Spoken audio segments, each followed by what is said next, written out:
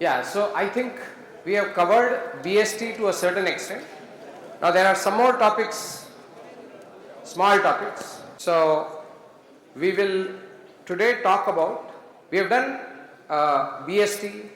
If you recollect, in the last session we had talked about how to insert nodes in BST, then we talked about how to delete nodes from a BST. So we have done all of that.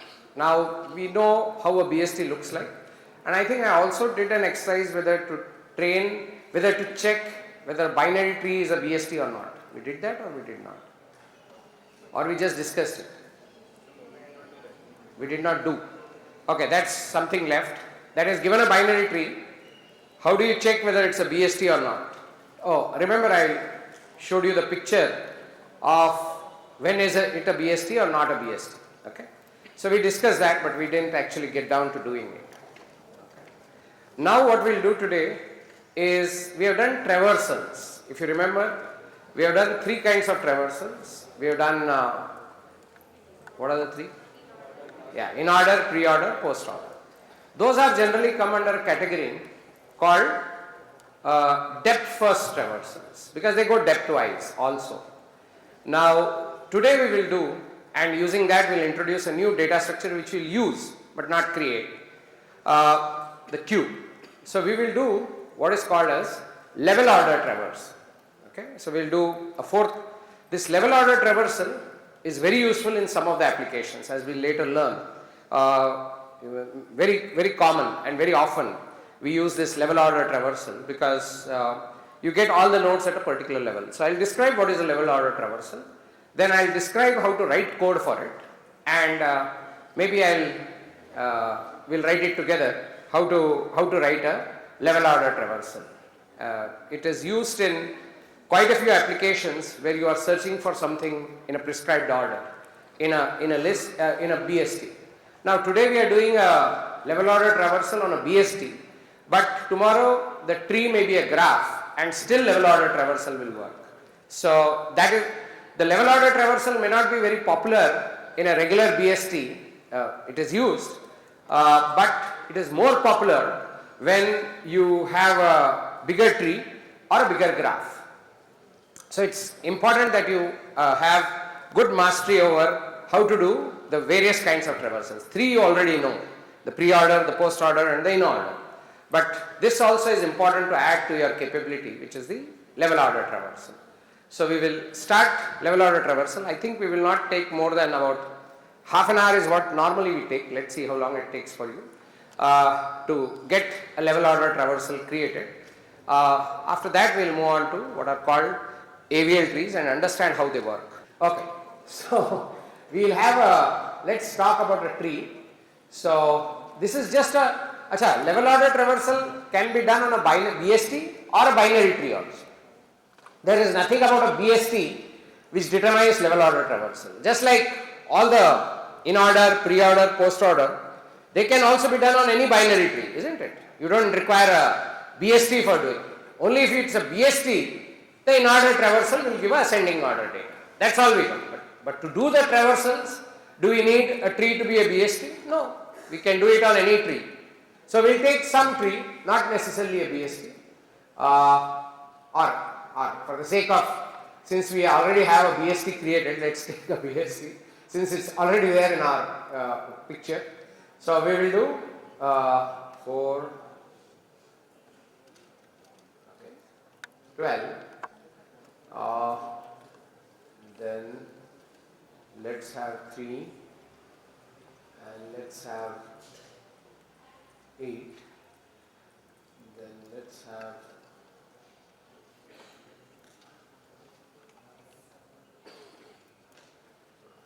11, and let's have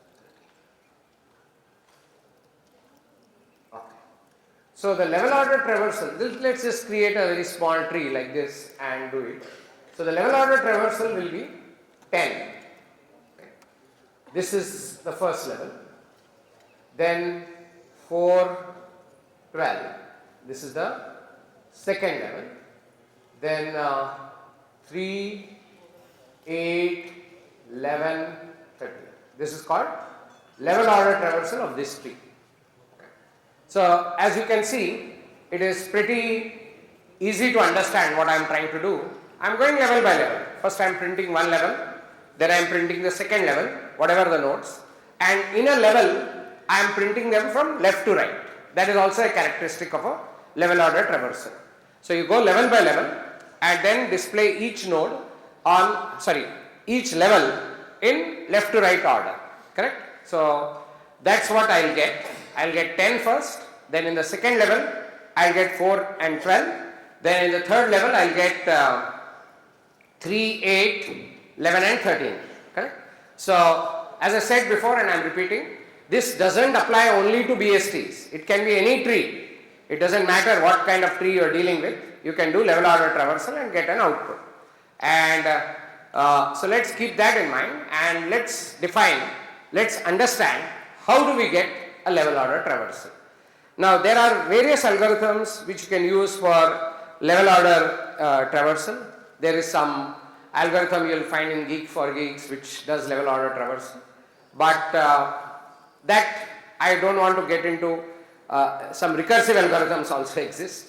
They are very time complexity wise very complicated. Now we have not discussed time complexity for you formally, so I will keep, because at second year we don't talk too much about complexity. We are just learning the various algorithms and we are not worried about doing something better or something faster or in a more optimized manner. Those are issues which will start worrying us from the second year, second semester or third year, first semester. Then we are really particular about not only writing correct code, but ensuring that the code happens in the most optimal manner, where you should develop that critical thinking that look at two algorithms, both of them give correct output, but how do you say this is better, this is worse, and once you start understanding this is better, this is worse, then how do you develop algorithms which are better? And invariably what you need to do is sit with pen and paper after you have written the code and see what you could have optimized more and more and more. So that is where computer science comes in and general computer programming walks out, right? So that's where the incisive insight of a computer programmer, of a real programmer comes out. That, see, for example, you will always see somebody writes code and it works and people feel happy that it's working. Well, for a regular programmer that is good enough. But a computer science person will not look at it just, oh, it's working, so what? That's not what we want. We want it to work at the most optimal level.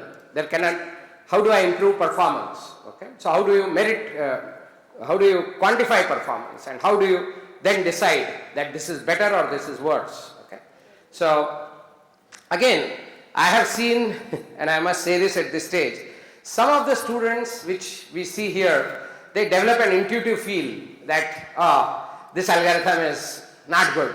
Okay, not good in the sense they are able to say its complexity is not suitable, will not want that.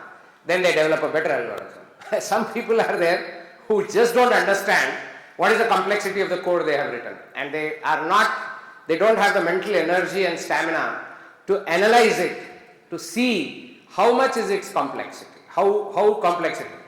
By the time they got the solution right, they are so exhausted that they say, oh, I got it right, that is enough. Whereas the really tenacious people, really strong stamina people will, now I got it right, now the game starts, right? Now I will start refining it. So that's the attitude we want. So how do I go to this problem? How do I solve this problem? Well, this is called also a breadth first search. Other name for this is breadth first search. Now you will understand looking at the output, why is it called breadth first?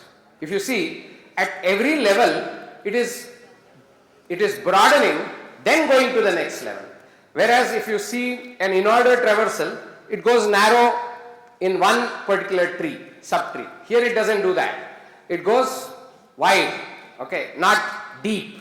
So if you see 10, then 4, 12, it went wide. Then it went wider still. And if you had a next level, it will go wider still. So we are going wide. So imagine breadth. So it's called a breadth first traversal. I will not call it a breadth first search because you may not be looking for anything, but you may be traversing, you may be going through the tree in a breadth first fashion. So this is called breadth first traversal, or if you want to call by its conventional name, it is also called level order traversal. Okay. So how do I do it? Well, the trick here is to use a data structure. You remember for some applications we use another data structure which was called stack. Well, similarly, for this we have to use a different data structure that is called a queue. Okay. So we will use a queue data structure. Queue of what? Queue of integers. Okay. So how do you create a queue of integers? Very easy. So I will just give you, okay, first of all, what is a queue? Queue is a first in, first out operation, correct? So queue, everyone knows queue is a first in, first out operation as against the stack, which is a LIFO, last in, first out operation. So what comes in the queue first goes out of the queue first. So that is a queue. That is what queue stands for. The queue, how do you create a queue? Well, very simple. Queue, give the data type. The data type could be integer, and we create a queue. I mean, you can call it by whatever name you want. I am just using the letter Q. So this is how you create a queue. Now I hope you understand what it means. It is a queue of integers and follows a first in, first out operation. Now what are the operations you can do on a queue? What were the operations you could do on a stack? If you recollect, stack, you could do top on a stack, yes. You could, or was it called peak? Okay, whatever. Top was there, then pop was there, then push was there. Okay, so these were the operations which used to happen on a stack. Top to see the topmost element, that is the last element. Pop to remove that element, and push to push an element.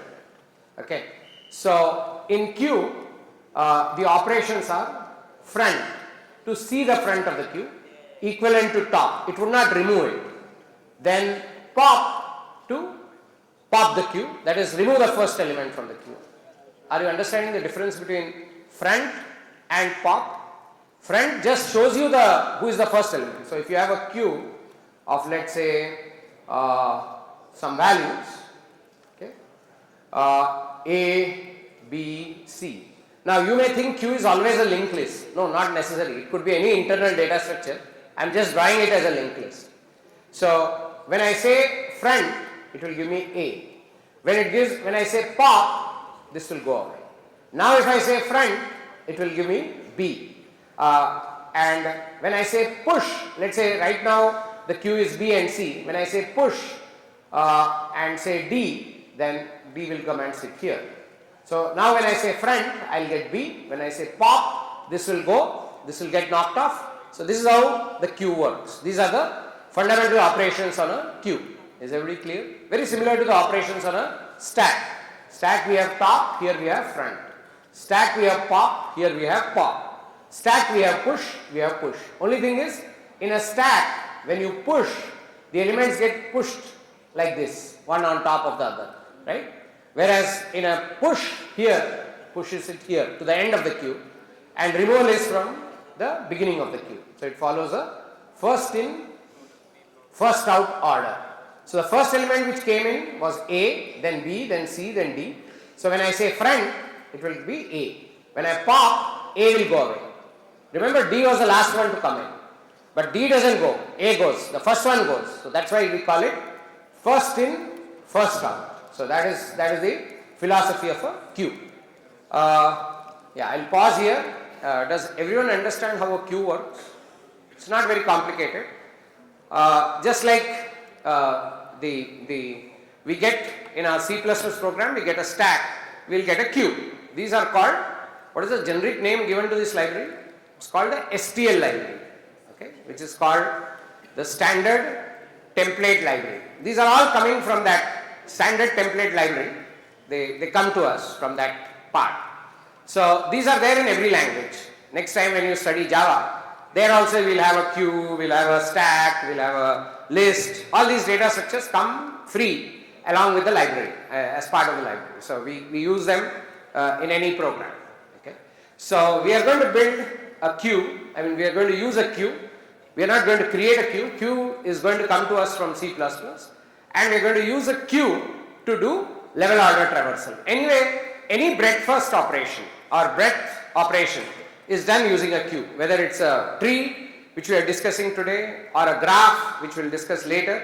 It will always be, breadth first will always use queue. So whenever somebody says breadth first, immediately the circuit in your mind should connect and say, oh, that means queue. Okay? Or somebody says obviously FIFO, then you connect the same thing. So how are we going to do it? Okay? So I'll describe the procedure, and then we'll write the procedure together, and we'll understand how to do the breadth first traversal of a tree. We'll create a tree, and then we'll do a breadth first traversal. But let me just before describe what are the steps that you need in order to create a breadth first traversal. Okay. So let's redraw the tree. So we are on this tree. Okay, this is 10 by the way. So how does this work with a queue? Okay. Okay. Are we ready?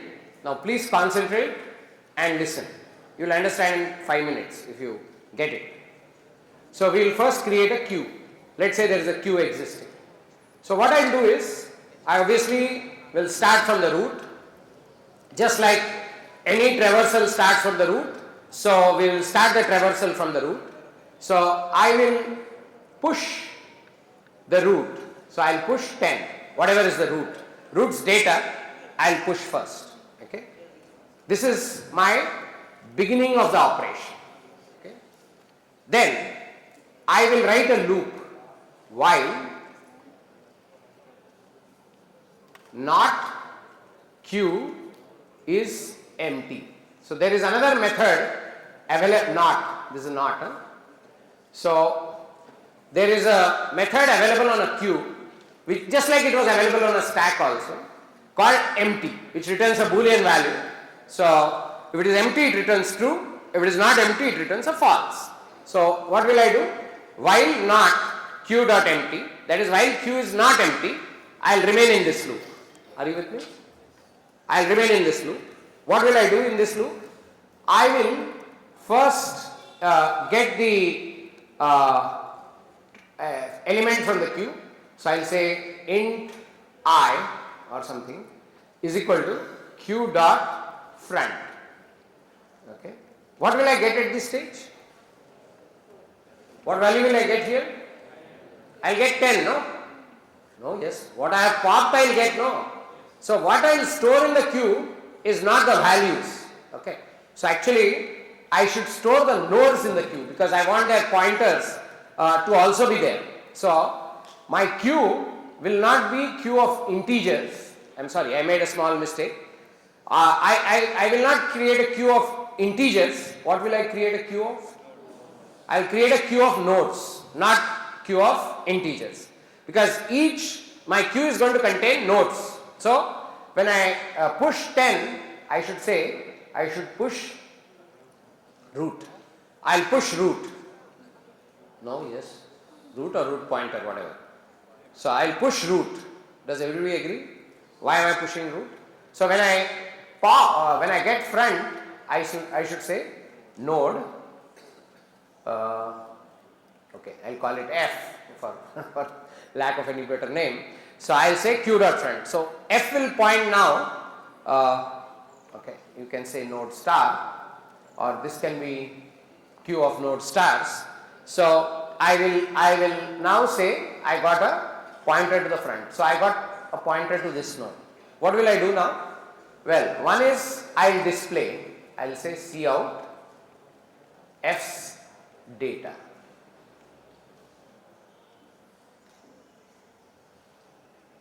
Okay, whatever, F arrow data. Okay, I hope that is clear. Now what will I do? So let me reiterate this. First, what did I do? Outside the loop, I pushed the topmost node or node pointer, that is matter of how we do it. I push the topmost node into the queue. Yes. That is the root node. First I put it into the queue. Then I started a loop. So visualize with me. Now we are in a loop. How long will the loop go on? Till the queue becomes empty. Till the queue becomes empty, I will keep on iterating in the while loop. Okay. What is next? Okay. Then I will take the front of the queue, which will give me the first pointer in the queue, which is I am saying F, and I will print the data of it. Now I printed the first guy. Now what will I do? I will check if the first guy, that is F, has a left pointer. If it has a, remember first I have to look for left.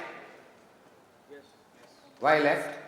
Because level order traversal always goes from left to right. That is the order I have to compulsorily follow. I can't violate that order. Okay? That is the meaning of level order traversal. So what will I do now is, I will check whether this F, does it have a left pointer? If it has one, then what will I do? I will add that guy to Q. I will not print it now. I will not print it now. So I will add. So what will happen now to the Q? That 4 will be getting added. You are with me? Just describing. 4 will get added, right? Then does my F have a right pointer? Yes, it seems to have a right pointer. So what will get added now to the queue? So I will add the right pointer also to the queue. So who will be sitting on the queue now? 4 and 12. Are you with me? 4 and 12 are now sitting on the queue. 1 is already done. Once children are 4 and 12 in that order. So I now have on my queue 4 and 12. Okay. Now this iteration of the queue is over. Now, because I have handled all the children, I have taken the thing and handled. Now I will again go up. Now how many nodes are there on the queue? At this point, how many people are there on the queue? 2, 4 and 12. Okay. Now I will pick up first guy. Who will be the first guy to come? The leftmost guy, 4. Right? I will pick up 4. Now what will I do with 4? I will print the data for 4. So what will appear on my screen? 4 will appear on the screen. What was the first one? 10. Now 4 has appeared on the screen. Correct? Then what will I do? Who are 4s? Does he have a left child? Yes. Yes. Does he have? So what will I do with the left child? Add it to the queue, not print it. Add it to the queue. Yes. So so now who went into the queue?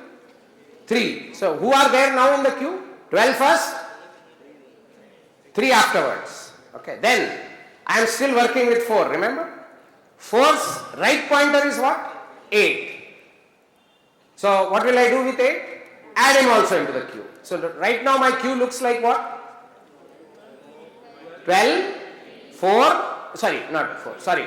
12, 3 and 8. Is everybody with me?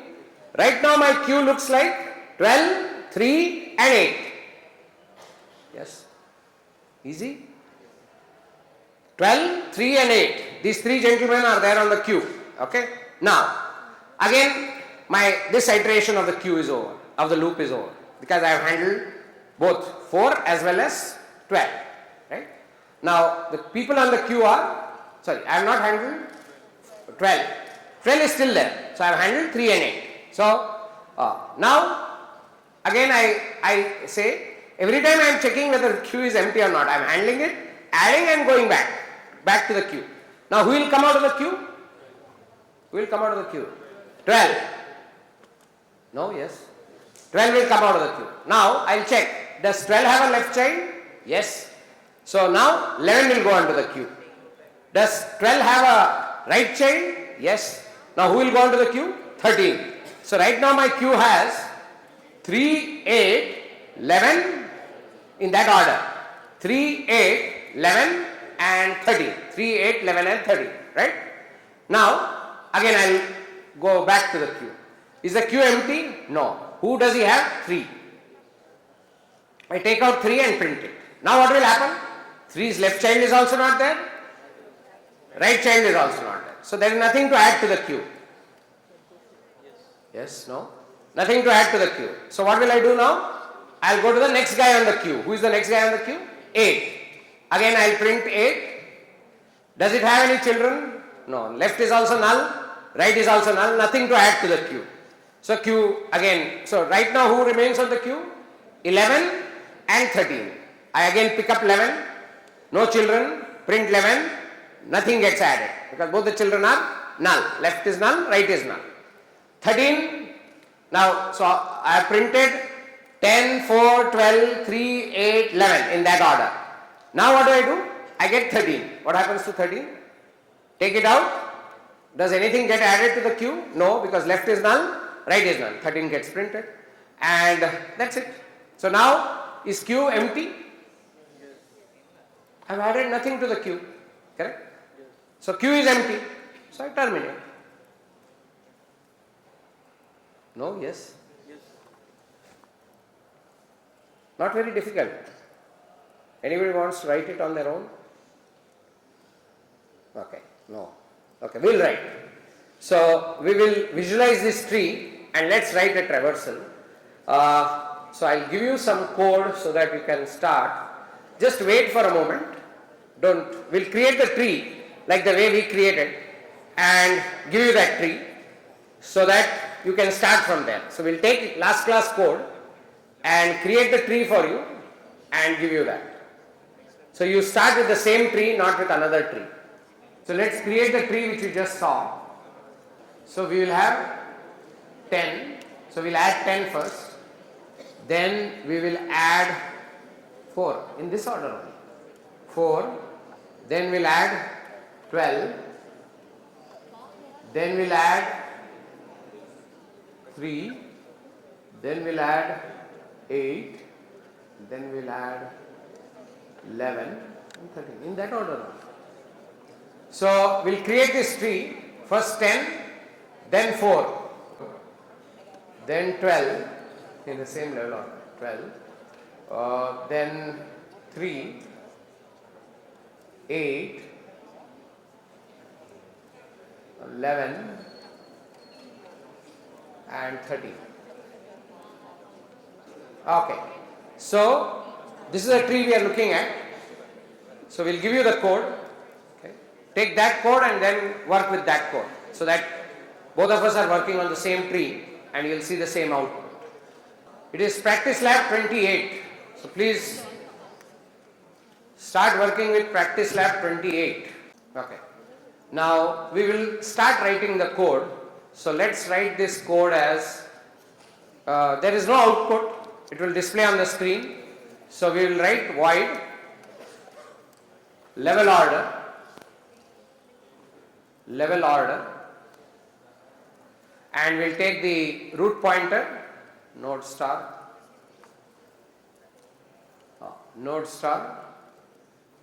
rptr.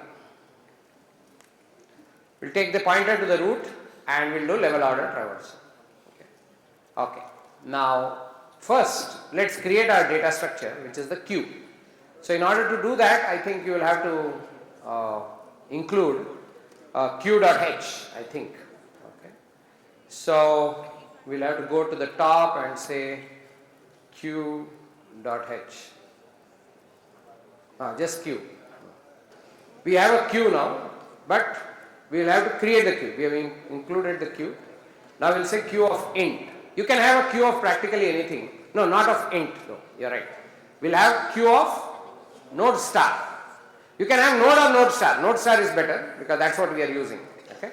So we'll create queue of node star, node pointer. Oh, node star, not int. You can have practically any kind of animal sitting on the queue. So there is no restriction. Node star queue. So this creates the queue. Done? Okay. Now we'll do what is called in computer science as seeding the queue. Seeding the queue means put some seed in the queue so that we start the operation. This is often called as seeding a data structure. Okay. This is always very carefully done because when you start working on a data structure, how do you put the first value in the data structure requires a bit of insight, application of thought, that is called the seeding. How do you seed a data structure becomes often very, very important. So we'll seed it. We'll say q dot push the root pointer, rptr. Okay. Then we have pushed the root pointer. Then what we'll do? We will start our loop, the big loop. While not q, I don't know whether it's is empty or empty. Can anyone quickly look? Q, is it empty or is empty? Just empty. Okay. E is uppercase. Lowercase. Okay.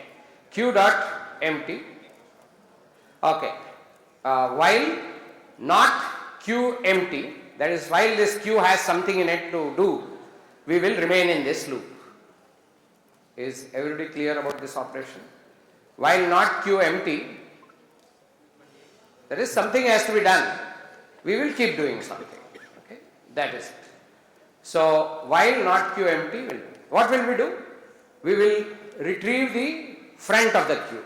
So let's call it fptr, node star fptr. Okay, node star fptr is equal to q dot front. Then one of the first things we need to do with that front which we have got is we want to print its data, because its data should come no matter what. It may have children, it may not have children, but its data must come. Okay, so we'll say cout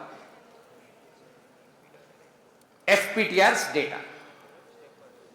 fptr's data. Remember, each node has data.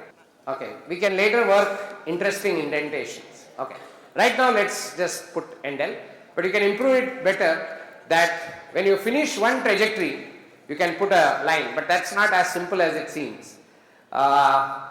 Okay, so let's not do it. That you can take as an interesting exercise. You know how to put, after every level you should put a return. After endl, you should put endl after every level. No, it's not as trivial. It is not difficult, but you think a little bit and you will understand how to do that. We will not do it right now. Right now every data we will get it on a different level. Traversal is only level order. Okay, printing is not. Okay. Now what will we do? So okay. Yeah. So we have printed the data. Now what do?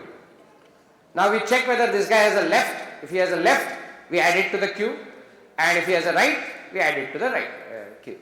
So we will say if fptr left not equal to null. Achha, you can just write if fptr left also. Are you with me? Which means that this will be executed only if it is null. Sorry, if it is not null. Are you with me? You can write only that. Or you can write, if you want, if fptr left not equal to null. It is equivalent to saying if fptr left. So let's try the more shortcut version. Because this tests whether this value is null or not also. Null or 0. Okay, if fptr left, then what do? If it has a left pointer, then we will add, that is, we will push. Sorry, we forgot to do one thing. What did we forgot? We forgot to pop the first guy, the one guy who printed. The moment you print, you should pop him. Okay, so we'll say q dot pop. That's it.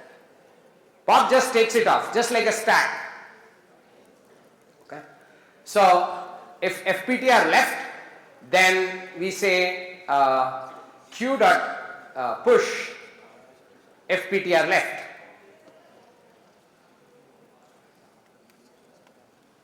And that is one line. If fptr right, then right, push right. Okay. Are we done? Are we done or not? So what will happen now? It will go to the next level. Are we done? That's it, no? No? What will happen now? I have pushed the left guy and the right guy. Now left guy will be retrieved. Left guy, does he have children or not? Depending on that, something will add, but that left guy will go. If he has no children, nothing will be added. Yes, no? What am I doing? I am starting with the root pointer. I am creating a queue on line 65. Then I am saying I am seeding the queue by putting the root there, and then I am going into a loop till I will remain in the loop till the queue is not empty, and I am picking up first node, printing the data of that node, looking for its children. If it has children, pushing them also into the queue. At the end, they will automatically go to the end. That's the FIFO operation. Okay, so I hope the brackets are okay. If closes, while closes on 77 and level order closes on 78. Yeah, okay. I think we are fine.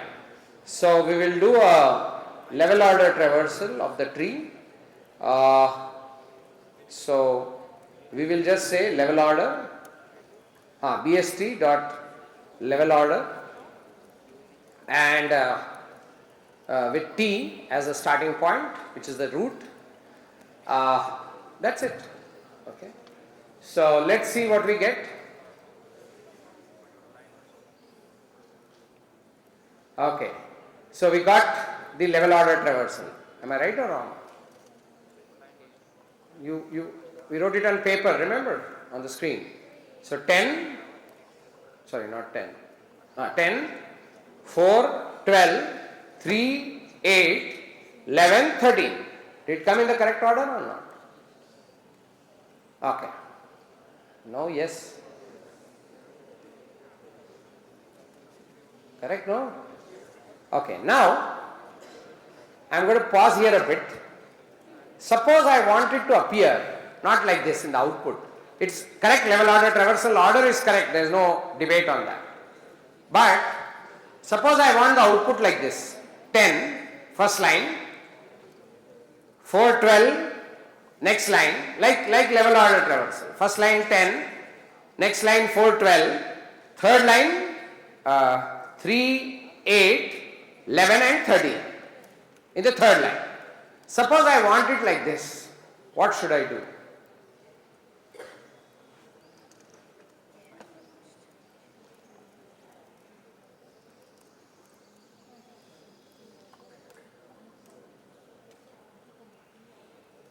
Anyone? Did you understand my question? I want the output to look level order. 10 on the first line, 4 and 12 on the second line, and on the third line 3, 8, whatever, 11, 13. Level by level I want the lines to be also printed. Now how it is printing? It is printing in the correct order, but it is printing everything in separate line, correct? Because after everything I am putting a C out, I am putting an end L. You are getting? What will I do? Ek minute, one at a time. Yeah, somebody here?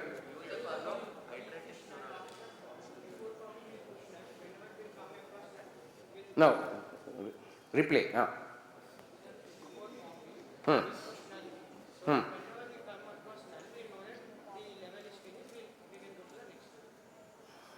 want me to push something in the queue? Anything better?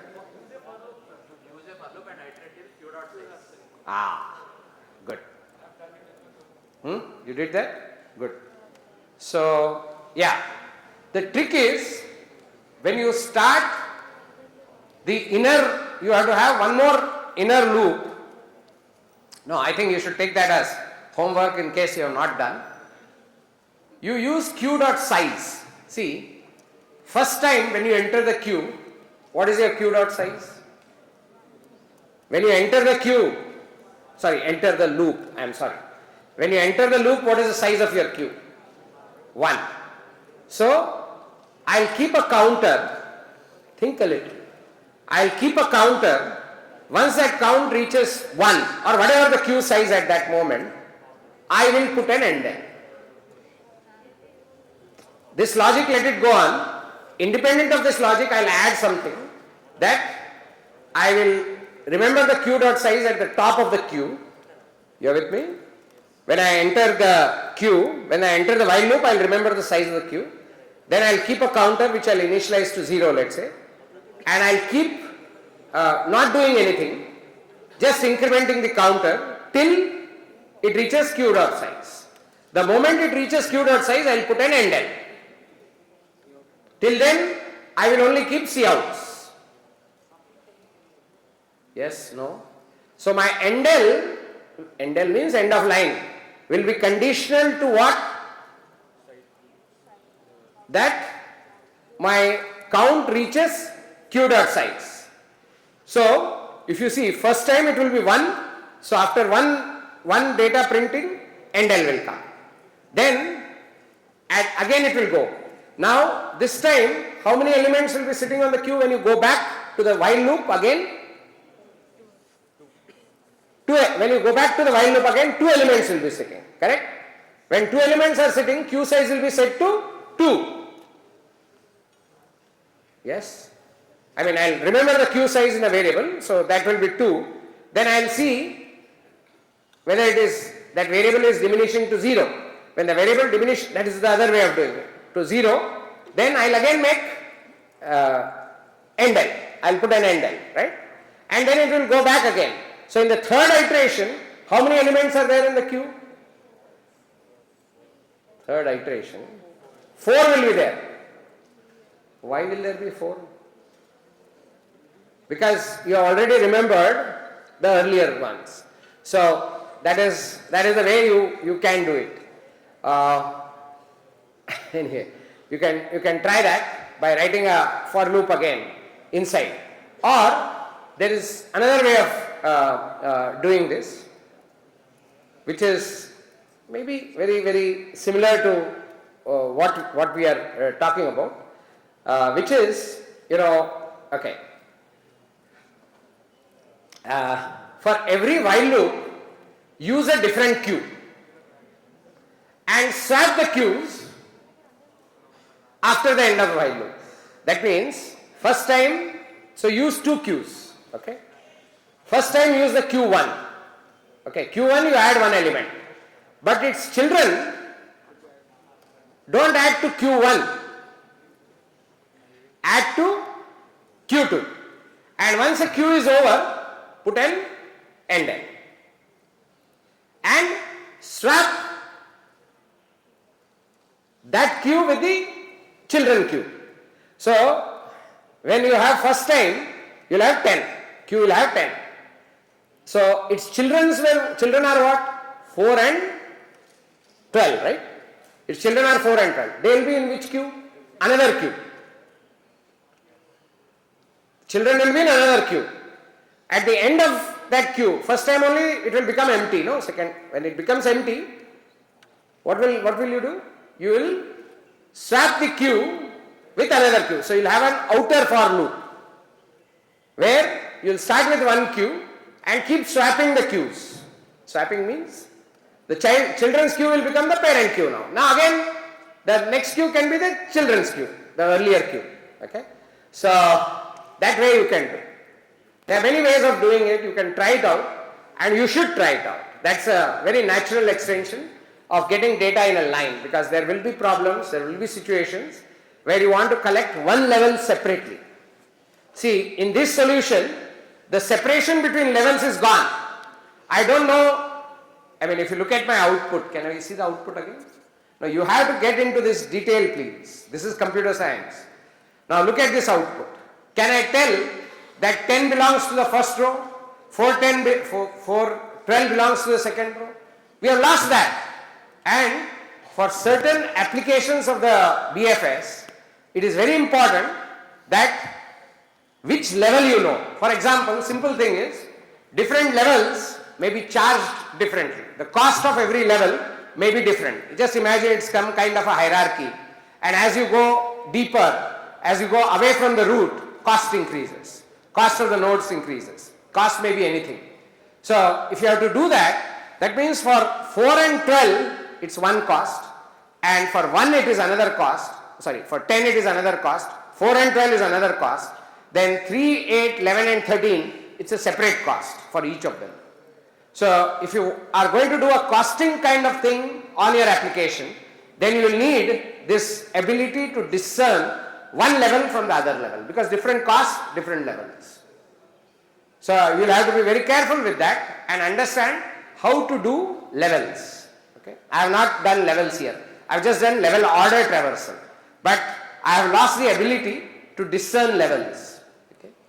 This will work. This is a solution. But where to display on a given line, at what level, if I have to apply a cost. So somebody will give you that kind of a question and you should be able to do that. Okay? So that is traversal for you. Okay. Now I think we have done enough BSTs.